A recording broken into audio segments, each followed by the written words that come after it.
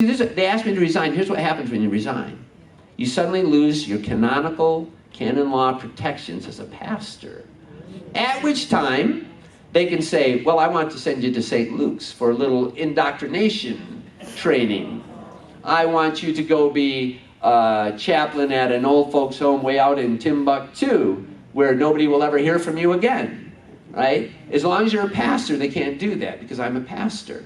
And if I appeal this decision, if he appoints an administrator, if I appeal that decision, unless the current Bishop of Rome, who hates me, I heard there's cardinals over there that hate me, I don't know why.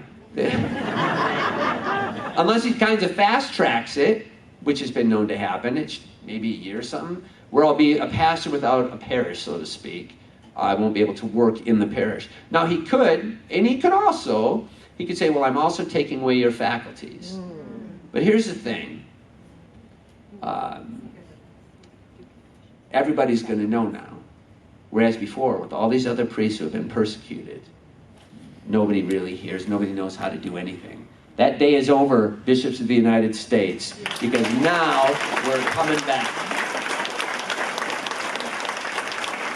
Anyway, so after this comes in on Friday late, it'd probably be by Monday, they might issue a letter saying, he said, I heard this, well, I've disrespected him. Listen, respect is a two-way street.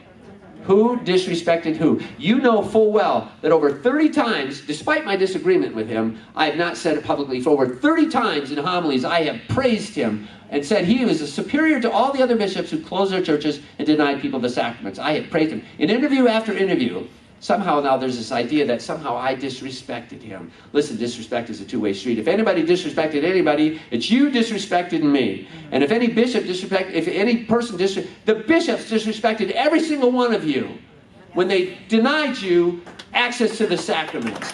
That is disrespect. If you want to talk about disrespect, bishops in the United States, bring it on. I'm right here. Come sit in this chair. Kyle and I will have a heyday with you.